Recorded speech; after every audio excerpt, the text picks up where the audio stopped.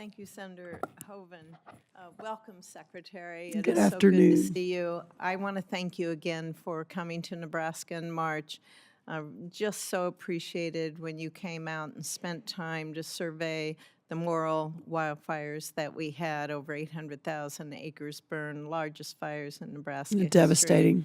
To have you there sent a good message to the people and communities that are suffering.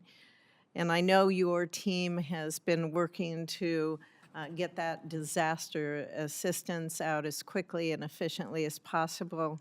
For years after wildfires, we've heard such frustrations from producers. They apply for assistance after a natural disaster. That's very complicated, very time-consuming.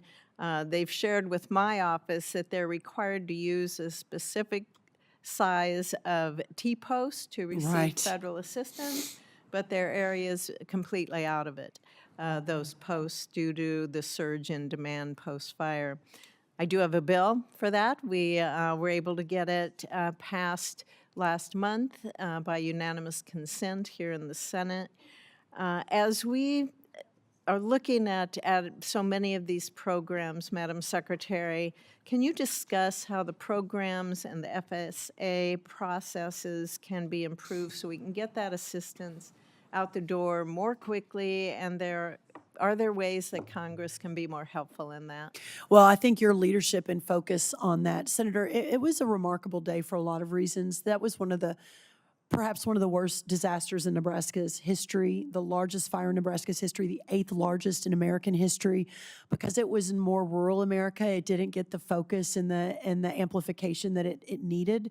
But my goodness, the devastation to our ranchers and farmers that were in that part of Nebraska is real. And talking about losing generations of cattle farms because they're not going to be able to graze because the land has been burned at least for 18 months or so.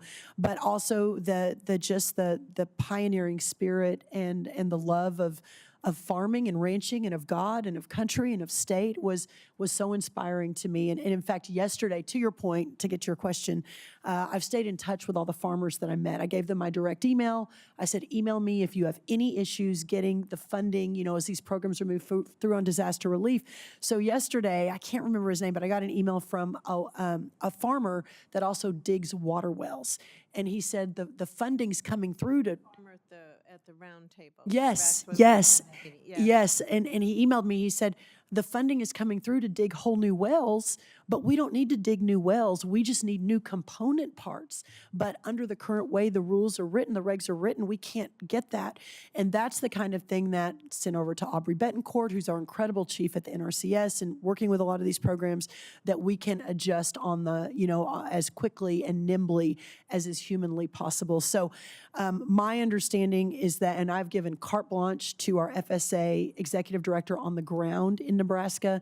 You work 7 days a week, 20 hours a day with these farmers to get them what they need. If you're hearing differently, please let me know. But again, we've given our FSA leads in all of these states with the disasters, hopefully the ownership to be able to go out and make some of these decisions so they're not strung up in bureaucracy.